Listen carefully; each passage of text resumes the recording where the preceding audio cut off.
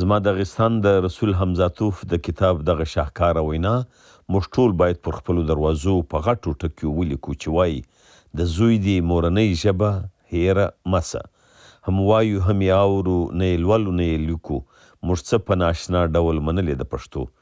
سارتر وایي پردۍ ژبه په یوازیتوب کې هم سړی پراخ سوچ ته نه پرېږدي او تل به دې د بیان پر وړاندې خنډ جوړیږي.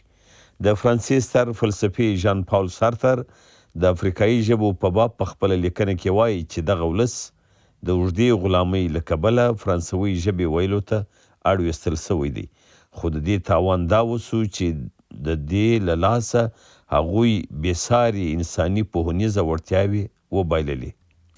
دی لیکي کله چې یو ولس په پردۍ ژبه زده کړې کوي نو د وخت له تېرېدو سره یې د هغې ژبې په لفظونو کې سوچ داسې ورک سي لکه په شګو کې وینه.